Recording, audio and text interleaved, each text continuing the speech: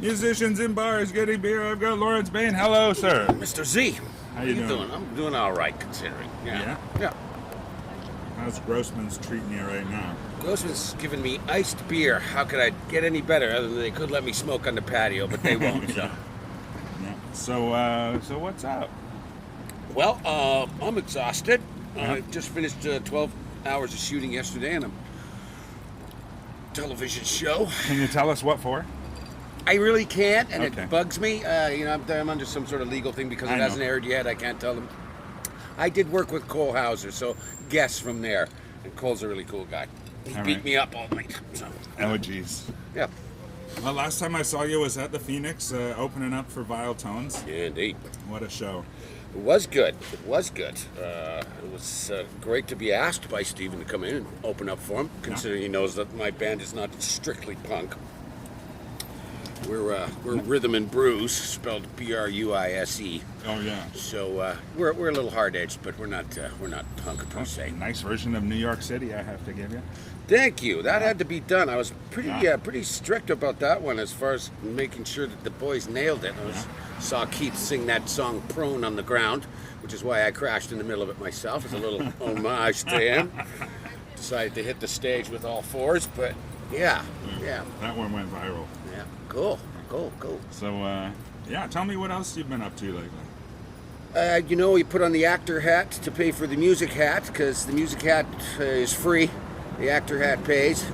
So, it turns out you do a couple of days of voice work or gig on something, and then I can go out and blow it on recording. We're going to the studio September 11th under the auspices of the great Doug McClement, who records us for free because we're guinea pigs for his classes at Harris Institute.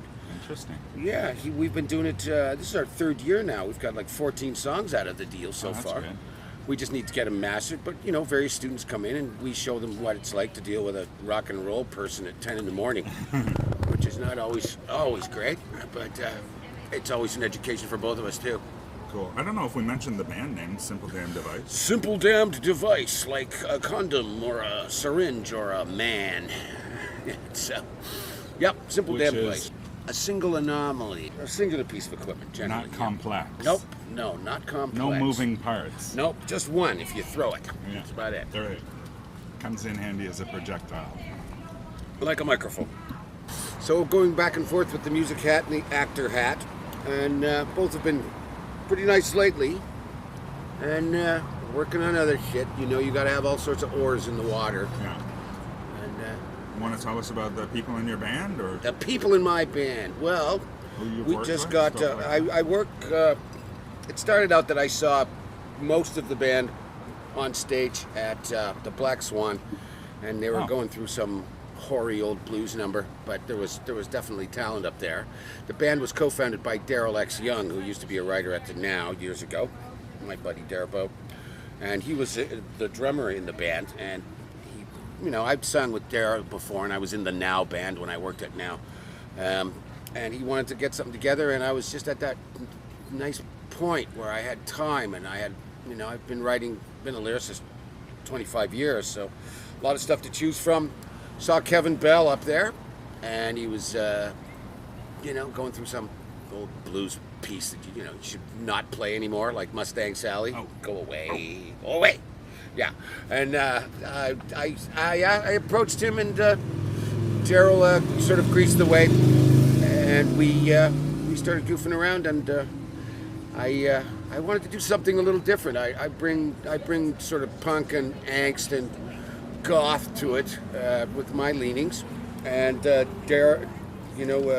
Kevin's he's an acolyte of the Jimi Hendrix rock god Jeff Beck sort of thing, and is holds a candle to both of them. And another bassist, he went by the wayside, but other than that, we have the great Derek E. Lindo on percussion, who whenever the Platters or the Spinners come to town, they look for Derek to play. Fantastic R&B, intuitive drummer, but can also bash the shit out of it when, he's got to match my screams. That's great. Like I said, we just recently replaced the bassist, and we couldn't have been happier or luckier to get Jack Tassi, formerly Jackie Death of the Vile Tones.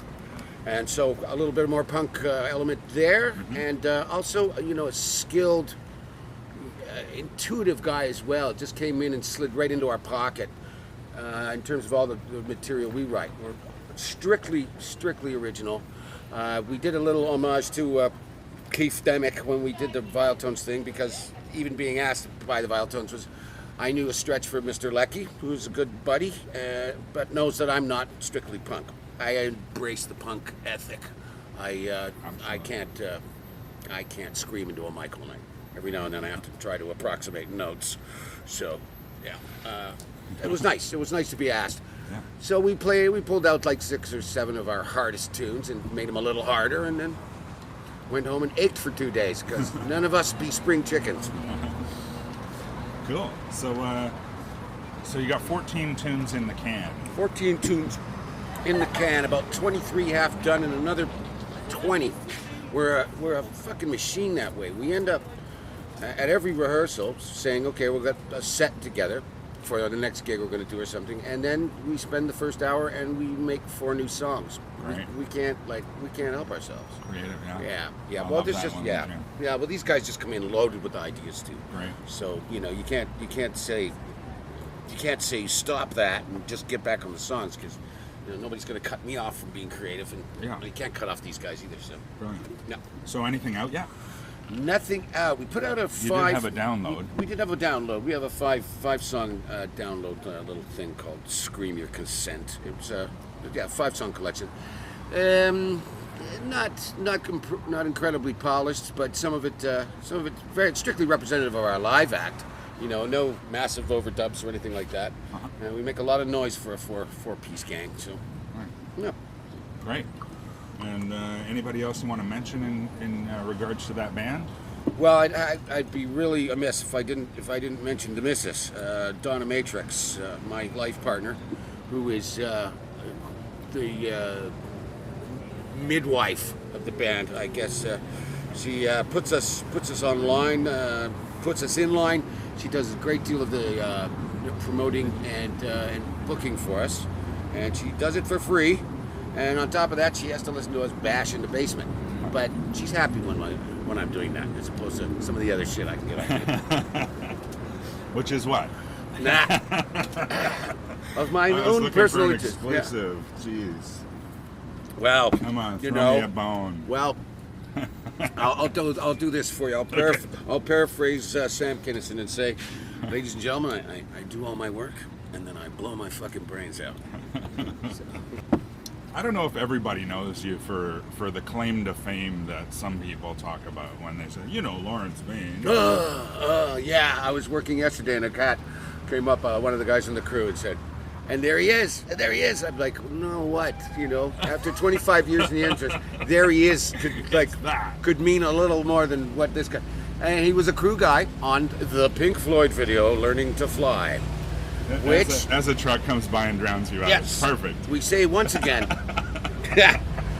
I got my start in the business in that wonderfully, incredibly split level way. I've always been into music, and always pursued the acting thing too. And I got an audition to go out to the Pink Floyd video for the song "Learning to Fly," and I bagged it, and so there I was on my path to still loving music and also acting. So yeah, it's old. It's from momentary lapse of reason. I had a 6-pack, sexy motherfucker.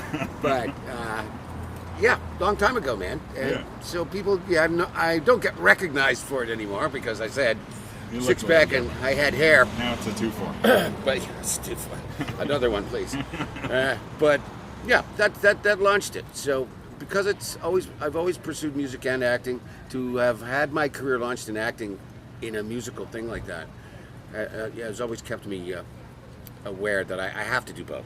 Right. So you want to tell us about that day? I was hanging out with a friend of mine, and a collaborator of many years, Stephen Lee, and we were sort of nursing off the last night, sitting on the back porch, and it was a Saturday.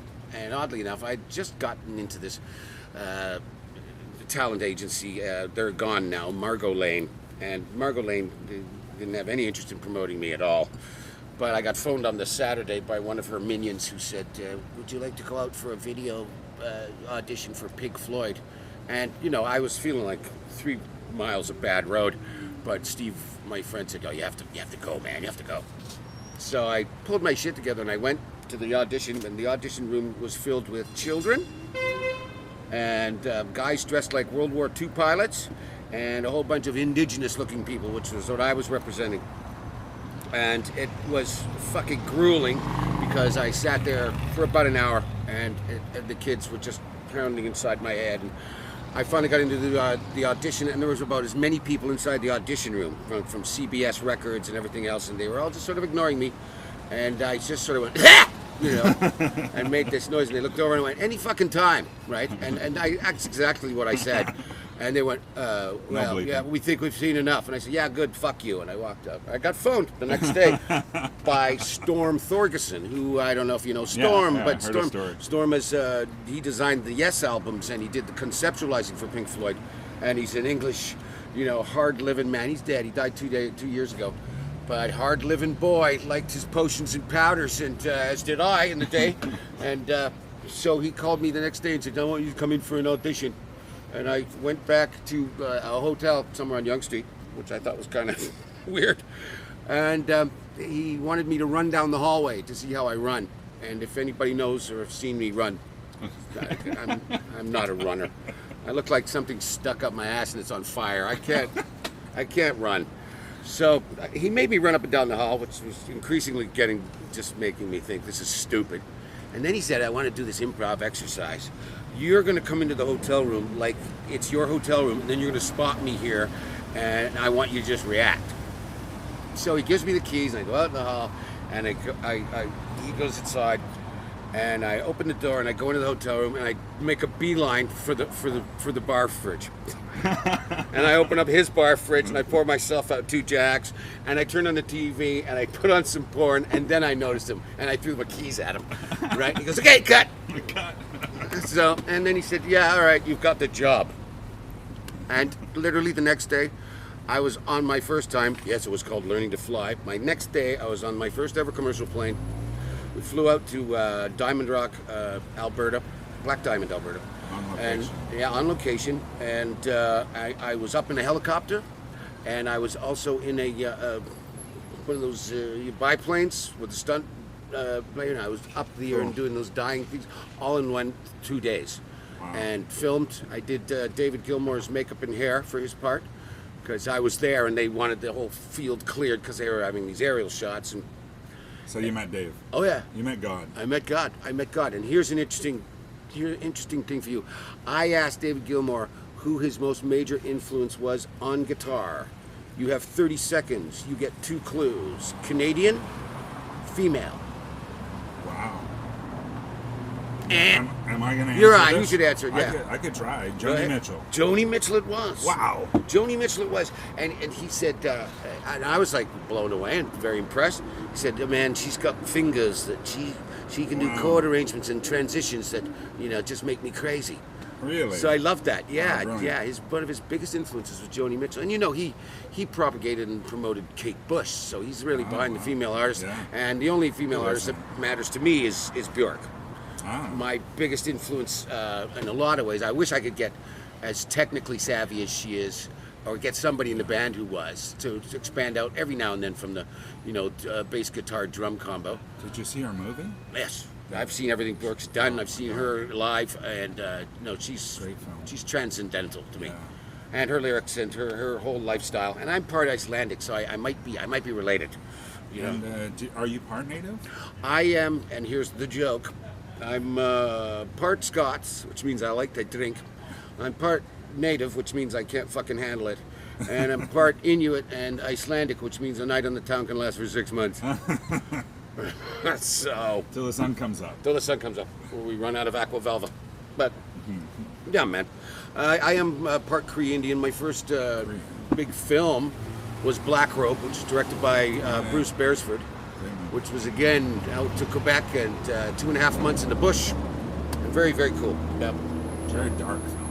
Yeah, it wasn't Dances with Wolves, and it wasn't necessarily accurate because it was written by the original book was written by Timothy Findlay, and based on the memoirs of Father Brebeuf of the Jesuits, And, these are the swine who said that, natives never washed, and they were eating the meat while it was still attached to the fur and other bullshit to make sure that, everybody knew back in Europe that we were living in outer darkness and needed to be saved.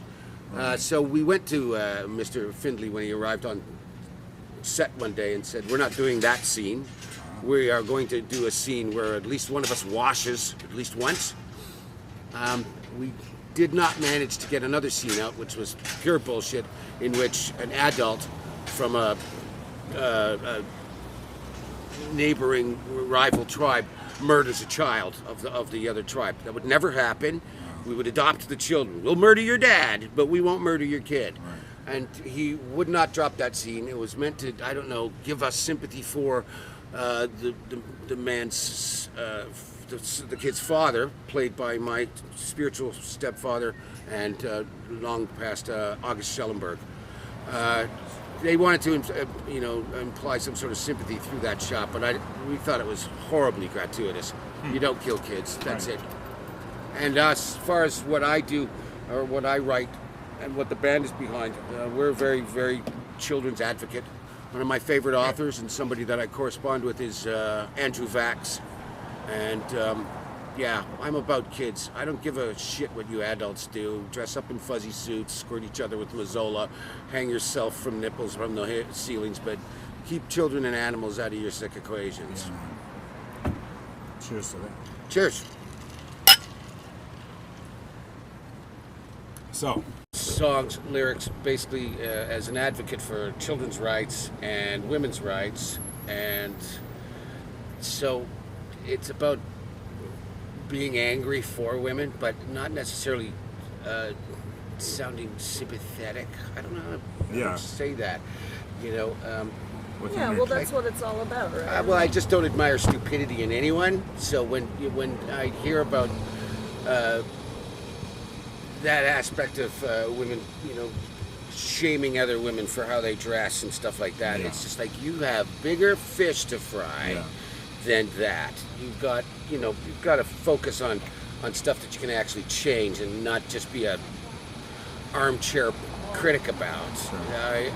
So the songs are dark. The songs are, we're talking about guys with missing chromosomes or messed up ones, and also about my personal viewpoint of what I would basically do to people who mess up children and women and animals. It's like I said earlier, I don't care what adults do to each other. Just go ahead and, dress up in funny costumes and pour Mazzola on yourself and, hang yourself from the ceiling. Do what you want, but just leave kids and animals out of that stuff. So, it's not... So women is kind of like at the end of the show, the smarter ones go, nice, and we're solid, in that way, and the less informed ones who hear the anger but not the message wonder if I'm angry at them. And maybe I am, in a way. Like I say, when women are soapboxing about nonsense like what top they're wearing, in terms of, how they're being treated on the street. Well, if you're going to wear a bandeau like this in high summer, I'm not saying you're inviting rape by any means, but you are inviting comment. Oh, yes. You are inviting an opinion, and you might not like that opinion. I mean, some people don't like to be bellowed at, nice tits! I mean, they don't. And maybe some do, but either way, that's not an issue that women should be, yelling about. You got to be yelling about just being able to walk anywhere dressed anyhow and being treated with a modicum of respect. Right. That makes sense. No. Do we cut? Yeah, cut. Chloe, do you have any questions for Lawrence? Look out with his trucks here. Well, as a matter of fact, yes. Tell me more about your necklace. This necklace started off as a ring. That was a ring. I got it in London. And yes, Keith Richards gave me this at the Elma Combo. I didn't get to see the band, but he was in the corner tuning a guitar the day before. And I walked in and I pushed aside a screen that was set up, and he was sitting in the corner. And he was just sort of fiddling away. And I went, yeah, I know I'm not going to get in and stuff, but thanks for the music. And he just pitched this ring at me. No kidding. It's That's too big. awesome. It's too big, but it's It's a Keith Richards skull ring. I love Wow. that. The necklace started off, like I said, as a ring. Yeah. The outside words are around there is Tetragrammaton, which is the secret word of God. And I get asked about believing in the devil. I think it's ridiculous. I think the devil is only a slightly more ridiculous concept than a God who would invent him. Fucking ridiculous. But my first TTC card was 0666. Oh, nice. In my life as an actor, I have portrayed either the devil's right-hand man or the devil himself about 15 times. Oh, great. Okay. so Something you're to do typecast. with the voice. But I don't, yeah, there's a higher power, and I urge everyone to keep looking for it. But no, this whole idea that there's a Camp B and Camp C about, evil and good, that's nonsense. We are rife with, possibilities and at war with our own mores all the time. So anybody who comes off as a totally good person, they're as full of shit as anybody walking around going, yeah, man, the devil. The devil. So anyway, then we added a lovely silver thing that I got. I don't know where else, but it goes black because of sweat, and I just sort of cleaned it up. Now it's good. Yeah, but Day like today. and I put it together. I got the ring sized down, and then I got it surrounded in silver, and then I got this and sort of had it. So it's been around for years. So what's your Guardian. favorite Beatles album then? My favorite Beatles album would have been Hard Day's Night. Oh yeah. Yeah. It was I just can- so jangly and so different from everything else you were hearing. What was out at the same time? Roll out those lazy, hazy, crazy days of summer, and all this really sweet, syrupy, melodic-y stuff. Oh yeah. There's so much energy in that album. Incredible. That first guitar hit on Hard Day's Night just galvanized me. I just thought it was fantastic. Yeah, it is still my favorite album, I think. Yeah. I liked, and my father was the one who schooled me on why they were so special. Outside of hating rock and roll for the most part, my old man was always very, knowledgeable about it. He grew up in Montreal, and him and William Shatner used to go raid all the bars and watch Duke Ellington, because the Montreal jazz scene was awesome during the 30s and 40s. And, Wow. and so him and Billy Shatner would get up to their no goods together. kidding. Well, Shatner was kicked out of McGill, as was my father. Oh, They boy. were both told to leave. Oh, dear. Yes. So what's your favorite record? Yeah. My favorite Beatles album is probably Rubber Soul, with Help as a close second. Wow. I really felt like Rubber Soul was kind of a turning point for them, I actually heard a story, I'm not sure if it's true, but I heard a story that they met Bob Dylan just before they made Rubber Soul, and he said, yeah, you gotta stop writing just love songs, write about something a little deeper than that. And then they came out with Rubber Soul, which is definitely a little wacky, which I tend to like in music. And then there's Nick Cave's take on music, where he says every song is a love song, Yeah. no matter I what. totally believe that, Yeah, actually. absolutely. I absolutely believe that. Well, that's yeah. what the audience will hear anyway, Yeah. because it's up for interpretation. Yeah. So, okay, so favorite Beatles, but what's your favorite album? Probably gonna be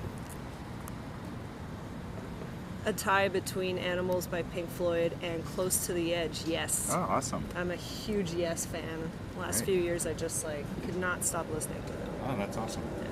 Yeah, I like Animals is my favorite as well. I like doing that vocal exercise on Sheep.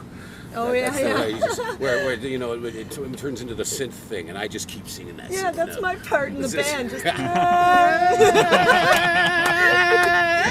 Oh, exactly. that's so great. No, that's a I like great that. song. That's Gotta cool. love Dark Side too, though. I Of mean, course. with Floyd Factor, I get to do Great Gig in the Sky. Oh, that's so. brilliant.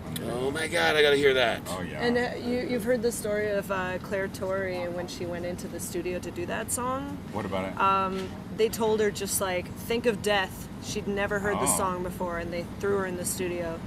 And that take that they used was her first take. Jesus. And she comes out and she's like, "Oh, can I do it again? I really don't know." And they're like, "Okay, but we're gonna use that one." Yeah, really? Let's get a safety, but yeah. Yeah, well, I think you nailed it. exactly. Apparently, it wasn't that pretty many amazing. years ago when they finally ponied up and gave her what it was worth. I heard too. about that, yeah. Well, she had was something a- like $350 for that. Yeah, she was a 16-year-old white girl, just kind of naive and yeah.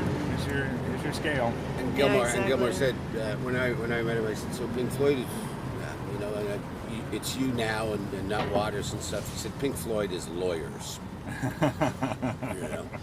that was interesting.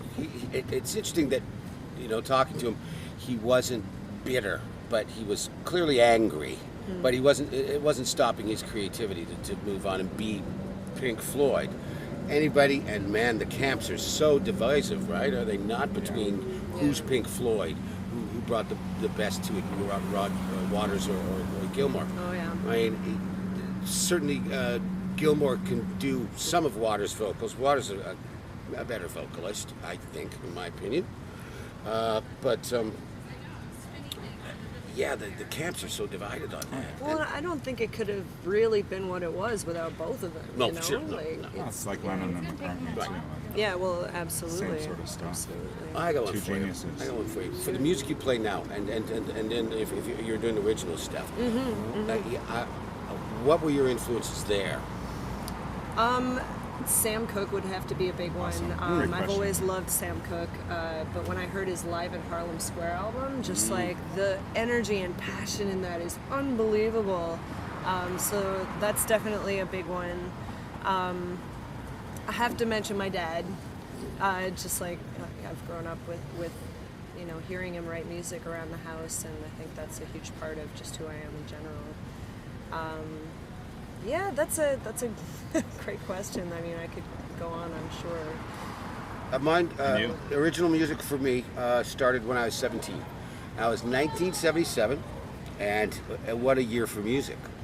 Sure. And I listened to 2 albums until they were bald, and they completely influenced up to this moment what Simple Damn Device does.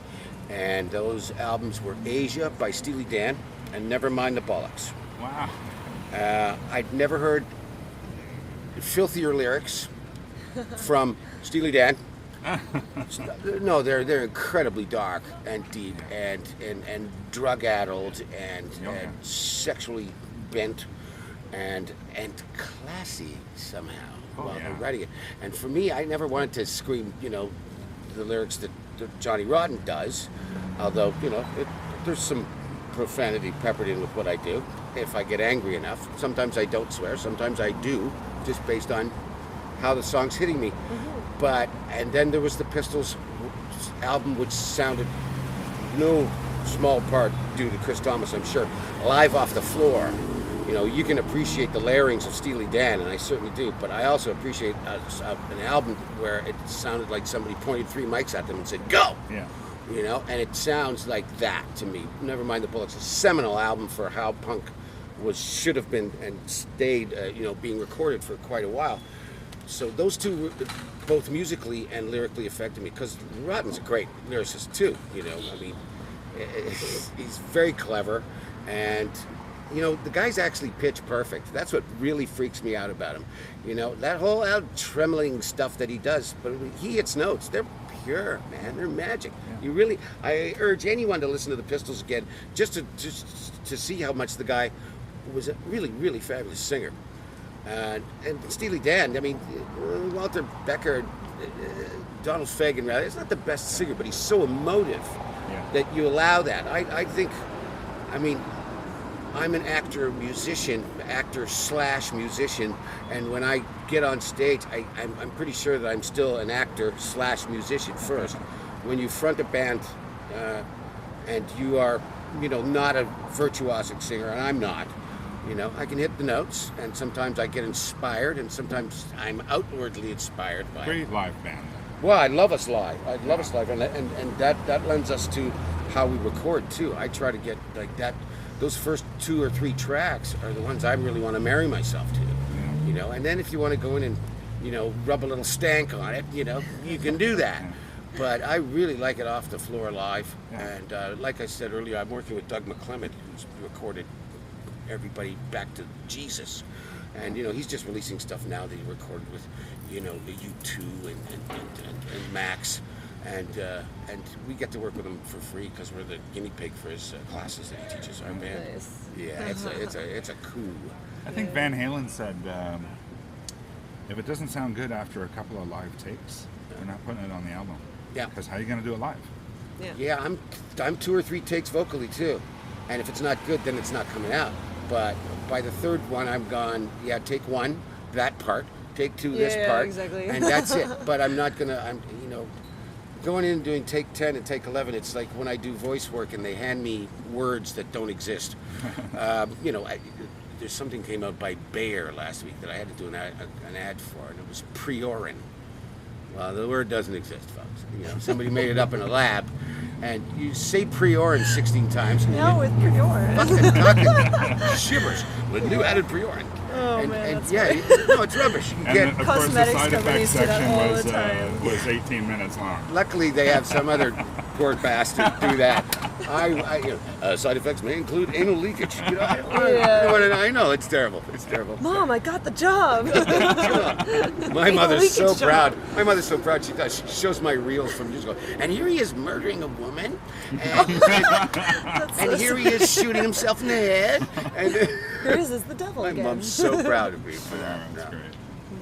Well, this has been a really special moment here. So thanks again, you guys. Musicians you. in bars getting beer. Thank you. Cheers. Cheers, guys.